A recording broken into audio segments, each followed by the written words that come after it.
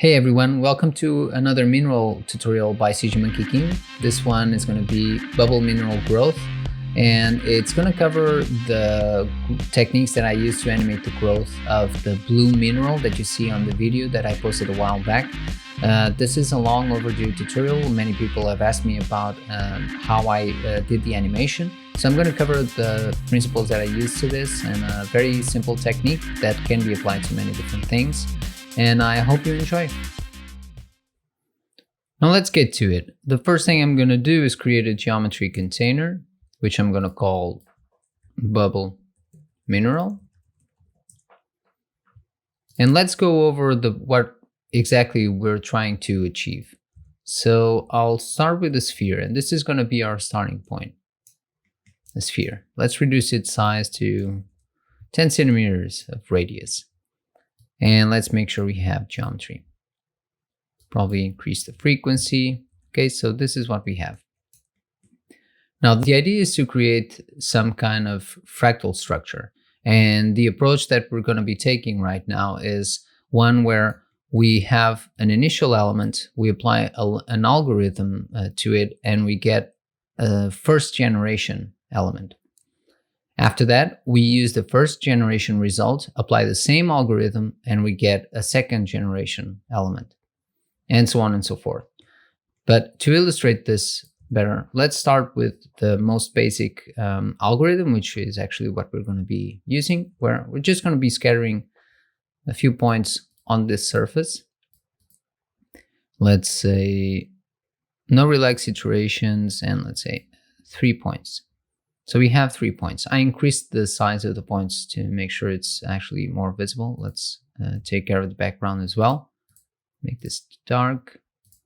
Okay, so we have those 3 points. We're going to be randomizing a couple of attributes. Let's say the p-scale. Let's start by randomizing p-scale, which is a one-dimension attribute. And once that's done, we'll copy 2 points, the first element, which is the sphere. So let's just establish that the randomize is going to be between the minimum and maximum sizes for the p-scale is going to be 0.4 and 0.8. Okay, so we have this. We copy the points and we combine the original element with the new elements, and we get this. Now for the second generation, we're gonna repeat the same process. But since we don't want to scatter points inside the structure, because right now they're intersecting each other, let's first convert this to VDB. So let's say VDB from polygons, give it a good amount of resolution, 0.01, maybe even less, but for now this is going to be enough. Let's smooth it out a bit. VDB smooth. Okay, kind of pushes things inward so that our points are placed a bit inside, and then we convert VDB, convert back to polygons, and we can now scatter the same way as before. So let's scatter some points on this surface. Let's say we don't need relaxed points. We want to make sure the global seed is different, and we want to force a total count of 3. Now we do the same thing, copy the points. Don't forget to randomize the attributes. Attribute randomize. Let's go with the p-scale as well. P-scale, one dimension, keep the same value, 0.4, 0.8. And let's say p-scale. And even though on the first generation, the first time we applied the algorithm, we don't need to worry about the orientation of spheres. On the second generation, since the starting element is is not a sphere, so it doesn't have radial symmetry. So it does make sense to randomize the orientation of this. So we should also randomize the orientation. Just gonna copy, randomize, orient attribute. It's a quaternion, so 4 dimensions, and let's keep this 0, 0, 1. It's not going to be relevant here on the distribution. We're actually going to be using inside sphere, or you can also use direction or orientation.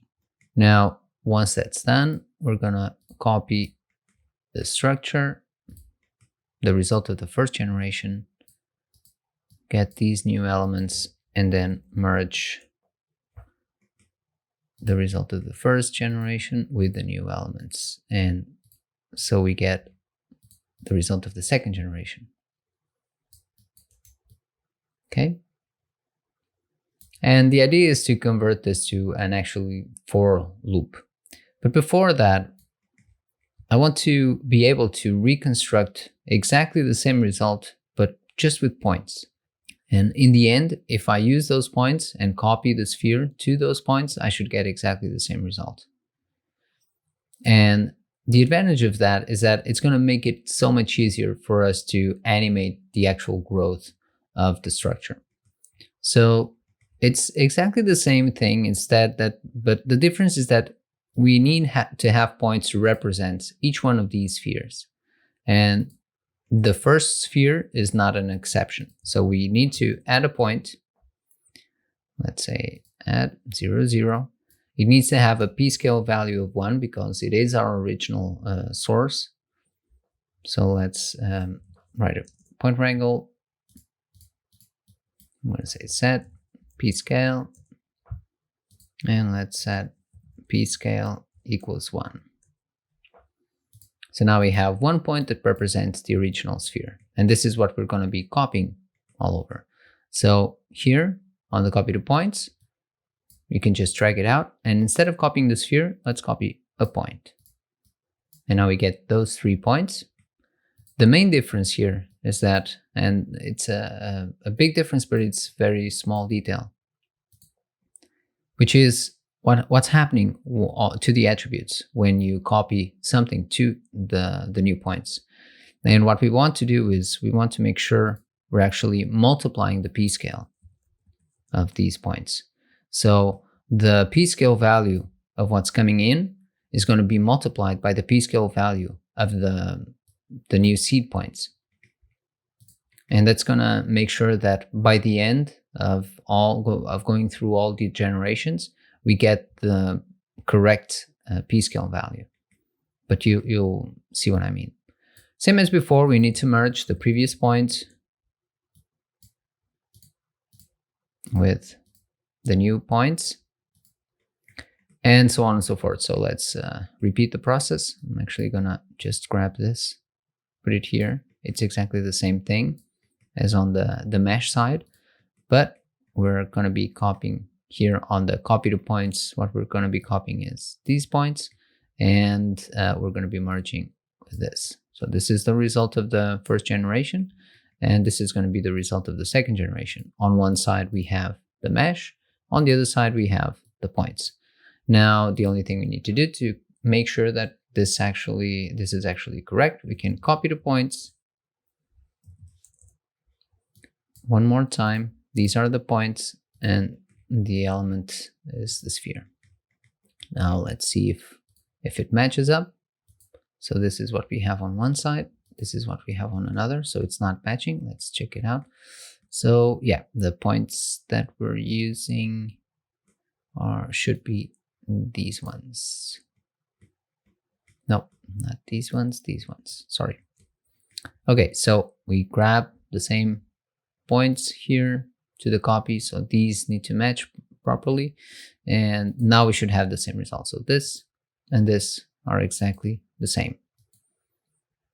Okay, so we have on one side exactly the same process as we have on the other side. The difference is that on the left, we have the mesh, and on the right, we're working with points. Other than that, The other difference is that on the copy to points, we are making sure that the p-scale is always multiplied whenever we do a copy to points. Here it's not relevant. Okay, so the next step is going to be to transform this structure into a for loop. Let's create a for loop. I want a for each number so that we can establish how many iterations we want to go through. Let's start with 2. And that's the type of for loop we have here is one where we actually feedback each iteration so that the final result of each generation should be the starting point of the next generation. So we need to set this to feedback each iteration, and on the begin we need to fetch feedback. That's all. And now it's just a matter of copying things, and we just need to organize this a bit more. But the starting point is going to be the same. So sphere and this point. Let's copy these two. Exactly the same thing. And we're going to be merging them together, but we will also need to make sure it's going to be easy for us to separate one from the other. So you can just create a group for the points, and I'm going to call these seeds. It's going to be a point group. So these are the seeds. This is the sphere, and these are the seeds. If you want, for the sake of consistency, let's call this mesh. And I'm going to color code these, something like this. Now we feed this in, and this is going to be our starting point. As soon as we get into the for loop, the first thing we do is split this in 2.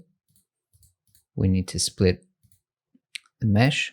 The mesh is going to go to this side. The seeds are going to go to that side.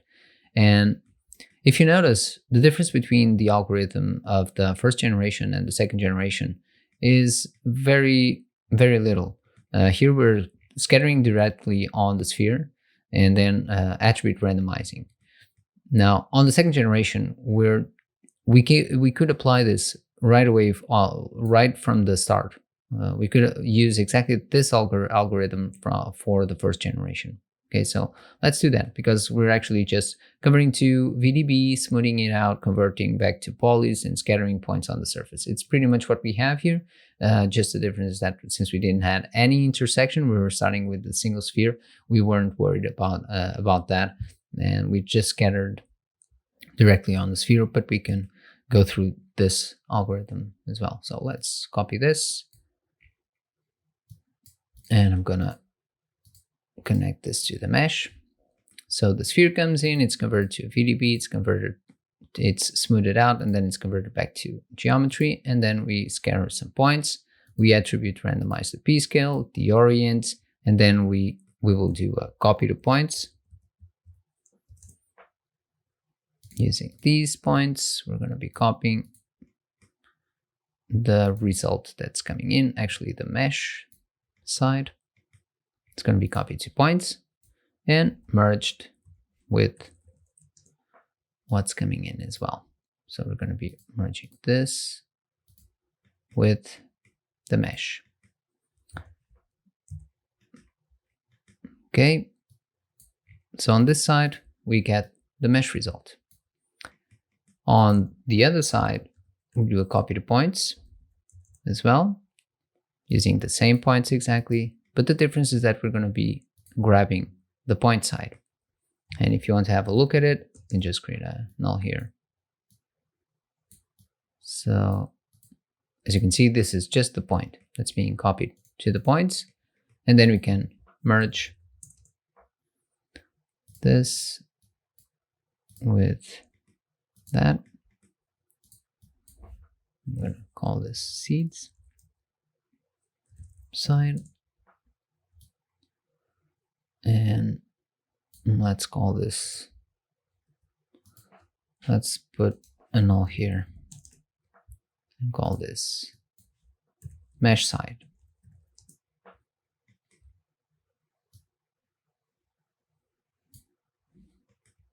Okay, kind of trying to keep the symmetry on. And we get all the points, and then we merge all of this back together, but without forgetting to first reapplying the groups that we applied here. So let's grab these, Control C, Control V, and we'll just make sure this one is here, that one is there, so that on the next generation we can also grab that. And this is going to be our final result. So if we go through 3 generations, we get this.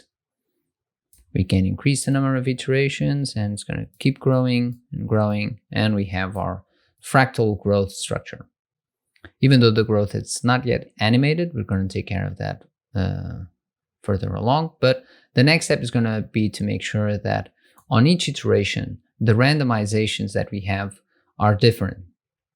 So let's start by making sure that we have different seeds for each iteration on all these 3, on the scatter, on the attribute randomize for p-scale, and for orient. And we're going to be using this meta import node that was created, that can be created by pressing this button. And this one will have, this node will have a series of detail attributes that are very useful for this application. So the one that we're interested is on each iteration, this number is going to change. And that's what we're going to be using. We'll refer to that. In order to make it more clear, I'm actually going to be use it as a spare input for these 3. So here on the scatter, I'm going to add spare input.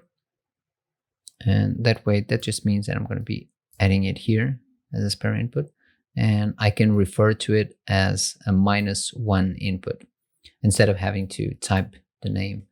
So, and you do get this purple line that shows you that these are being referenced. And here on the seed, same thing. Here on the attribute randomization, I'm going to do the same thing, add spare input. And in this case, I'm actually just going to copy it. Control C, Control V. Okay, connect it. And this one, same thing, add spare input, Control V. Once that's done, we can just go to, let's go to this one, global seed. It's going to be equal to the detail attribute of the first spare input, which is -1. And then iteration is the name of the attribute, and then the order is this one.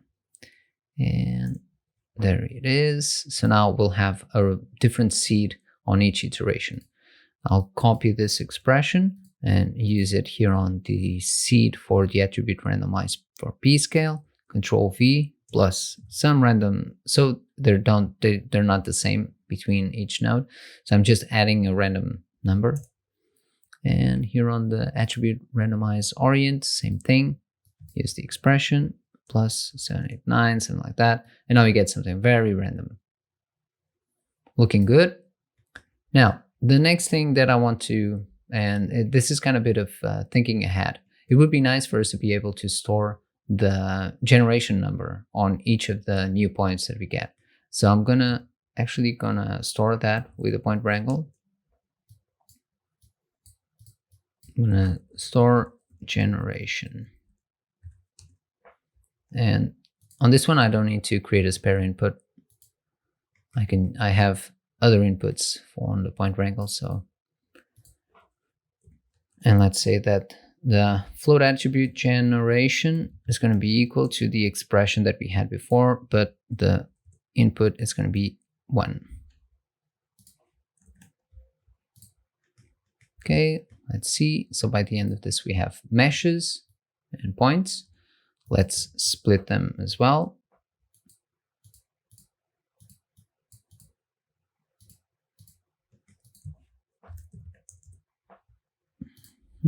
Let's have a look at this output. So we have the points, and we should have all those attributes. See, so we have position, generation, p-scale, and the groups. Okay, the generation goes all the way up to 3. Nice. So the system is complete. We just need to, for the sake of safeness, let's make sure we have the proper result. So let's do a copy to points. These are the points, and let's grab the sphere to make sure that we are actually getting exactly the same result. Okay, from here we have this, and with the copy to points, using the points, we have that. So something isn't right, and the problem is that here on the copy to points, I forgot to use the multiplication of the p-scale. So let's delete these two and let's just put p-scale here. And now we get exactly the same result. Okay, this is very important. Okay, so we have exactly the same result. All is good. Let's disable this. And we're ready to move on to the stage where we're going to be animating the growth of this element. We're going to be using the points, and in the end, we're just going to copy spheres to these points, and only the points will be animated. Now, the idea is going to be for us to establish this as a final target position. So there's going to be the target position and the target p-scale that we want for each one of these points. And we're also going to be wanting to establish a starting point, or a starting position and a starting p-scale. The p-scale is going to start at 0 and it's going to grow all the way up to the final value that it has currently. And the position is going to be the centroid of the current point cloud that we have. Okay, so let's get to that. Point wrangle, store attributes. So first thing, let's store the final position. F vector at position final is going to be equal to the current position, and float p-scale final is going to be equal to the p-scale, the current p-scale. Now, the other thing I want to have access to is I need to have an idea of what's the centroid of this. So I'm going to create a vector called center. It's going to be equal to the channel vector called center. And let's create that channel. And that way I can just use the expression. We can just use, let's go with the centroid, 0 dx, copy this expression. So we have the x coordinate, we need the y coordinate, and we need the z coordinate. And this is going to give us the centroid. So this is stored on this variable, and we can calculate the distance from each point, final position, to that to the centroid. This is also going to be useful. So let's create an attribute called dist. It's going to be equal to the distance between the current position and the center. Let's check out our attributes. So we have distance, we have the final position stored, p-scale, p-scale final. Let's move on. So all we need to do now, we have all the elements we need stored. We just need to reset the position and reset the p-scale. P-scale is going to be equal to 0. Okay, so now p-scale is 0. The final p-scale is this. And the position is going to be equal to the center. Okay. So we have the starting point, we have the final target positions and scale, so we're all set. Now it's a matter of finding an interesting way of animating this transition. And for that, I'm going to create a new wrangle, and I'm going to call it Morph. Morph. So this is going to be used to generate one attribute that's going to be driving the transition from the starting position and the starting scale to the final position and the starting scale.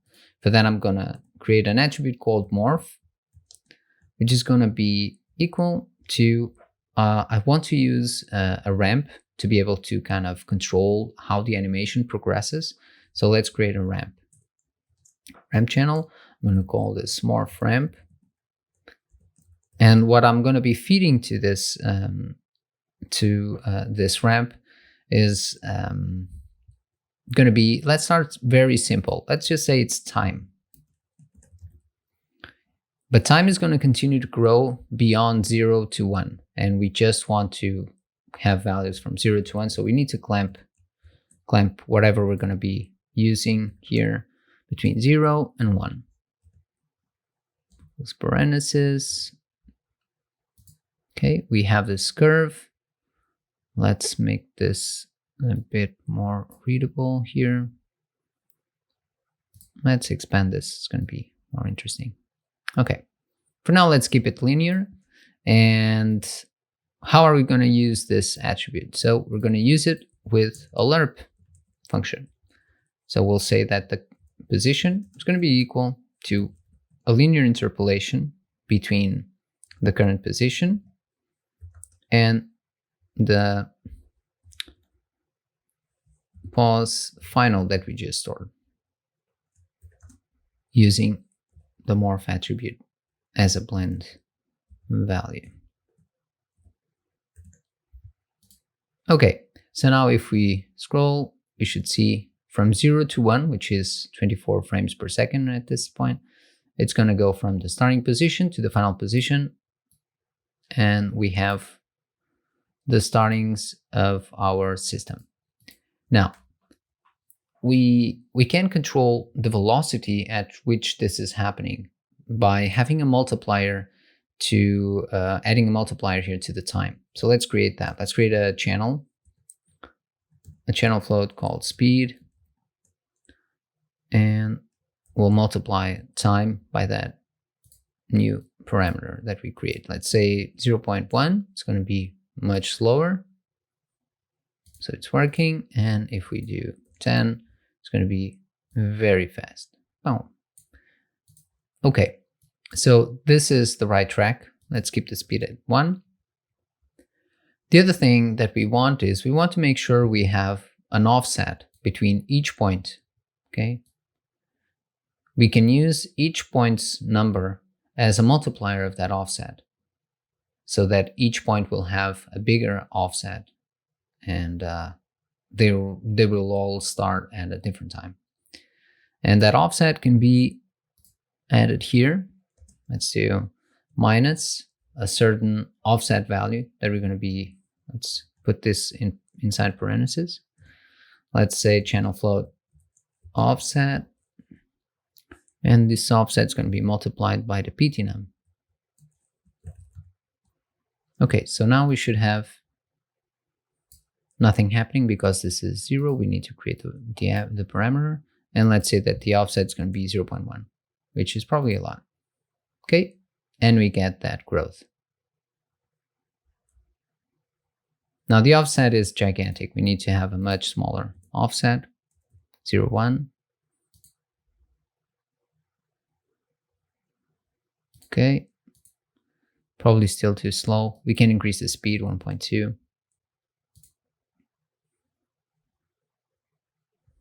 And then you can play around with these values, but this is going to be our starting point. Now, currently, the order at which the points are being generated is based on the generations.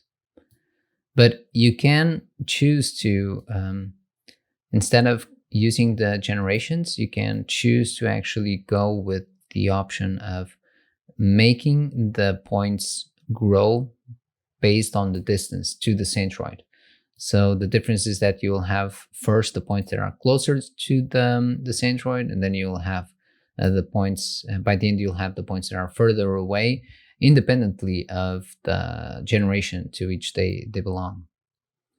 And to do that, all you needed to do would be to create a sort node here and just sort the points by attribute, and would use this attribute that we created. And the result is slightly different. Okay, so as you can see, it's more of a spherical progression.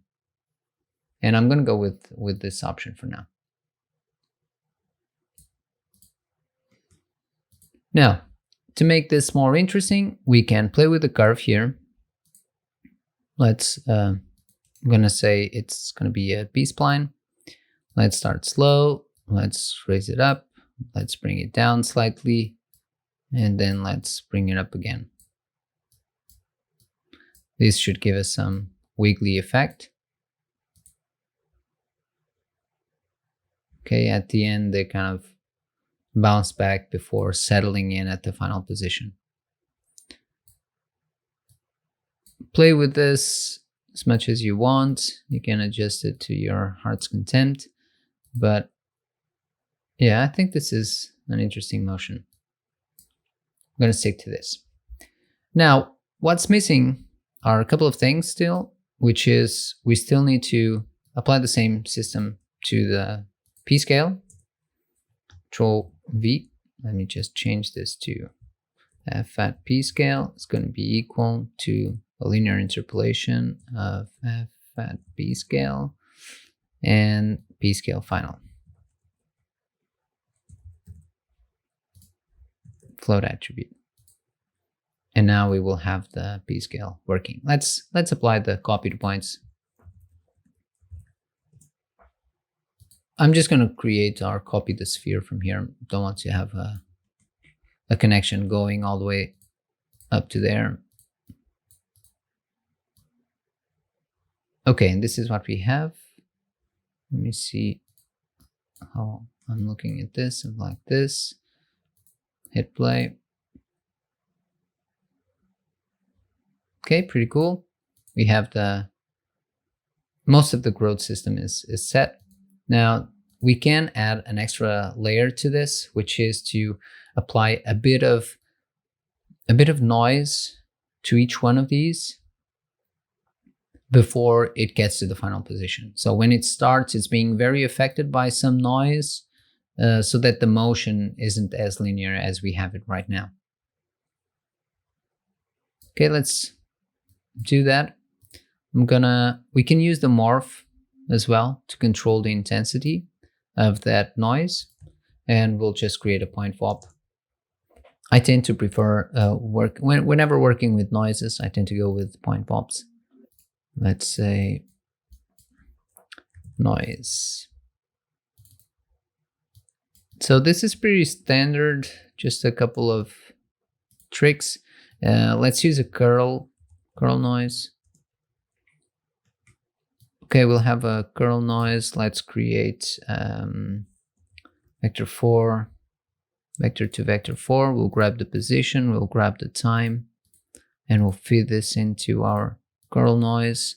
It's going to give us some position here, and we're going to be adding this to our current position. But before we add to that current position, we want to make sure we multiply this by something. And that something is going to be,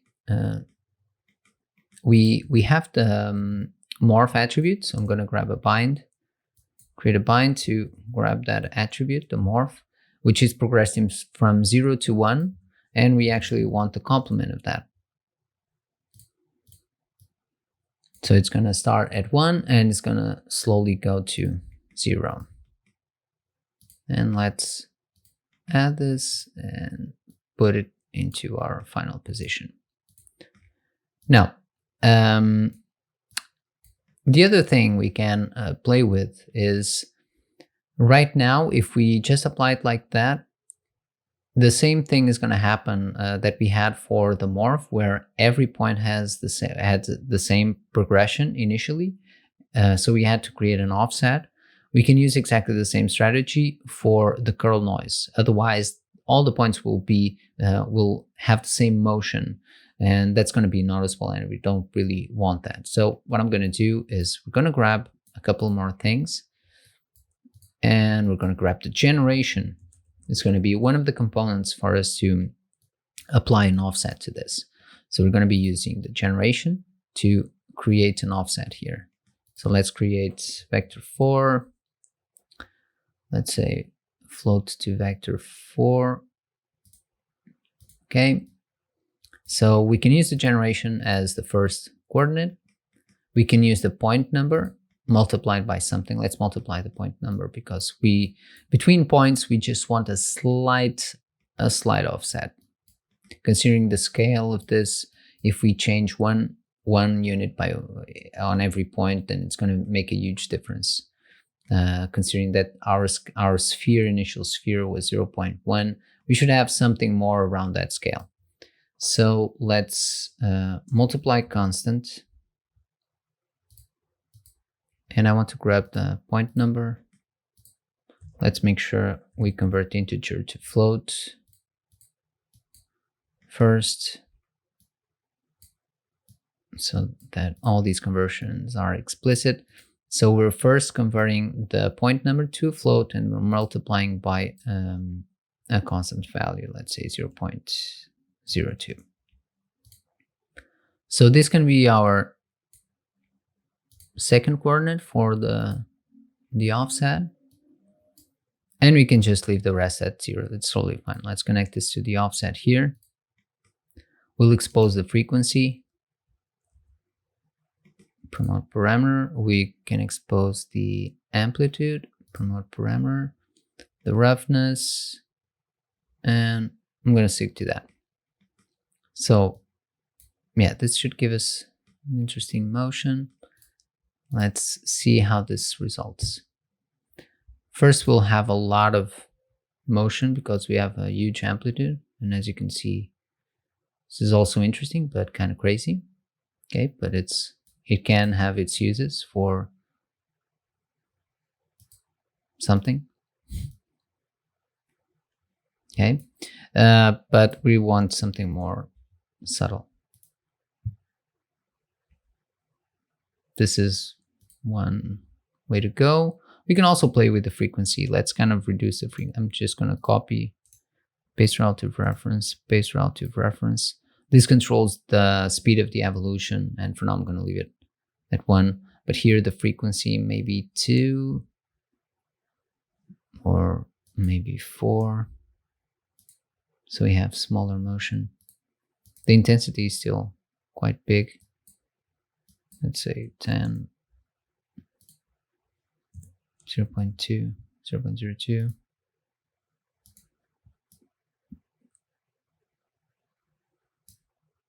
Let's have a look at the points. So we're not starting from 0. Okay, so the problem is that the curve that we have right now is actually giving this type of progression, which means that we start with a lot of noise, and which means that the original position, the starting point, is no longer the centroid. So we'll create another ramp. We'll just create another ramp. Let's copy this, Control C, and let's Control V, and let's say this one is going to be called noise int. And exactly the same thing, totally fine. Just need to create another ramp.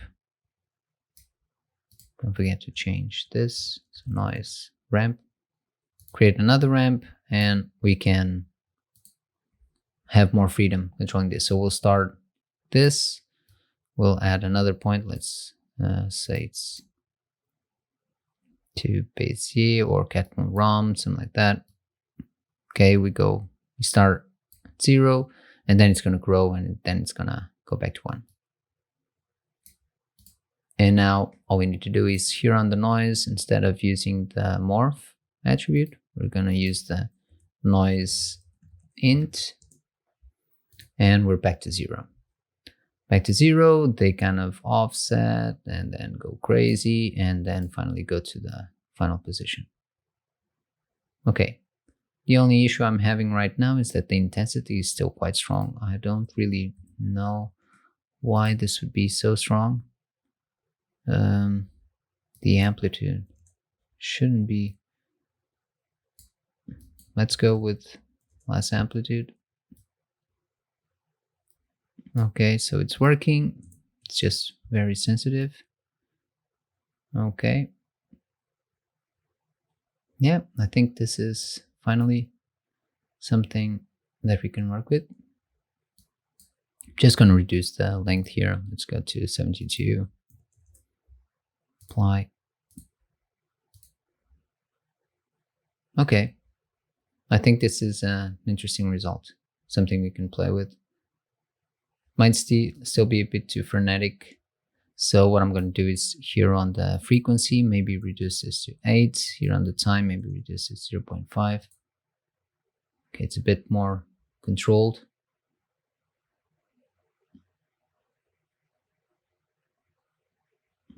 Yeah. Okay, so this is it. This is the the animation for the minerals, the principles that we were applying here can actually be used for any type of mineral growth that I have on the video. There are some slight differences between stuff, but this is the basic principle where you create just attribute. You store the initial position, the final position, and the final P scale. You can also store the final orientation and start with a different orientation, and then you just create an attribute, offset each point for the progression of that attribute. In this case, it was called morph. It's being also controlled through a ramp so that we can actually have a graphic control over how it progresses. And then you can just add, this is kind of an extra, the noise feature is kind of an extra point that you can play with.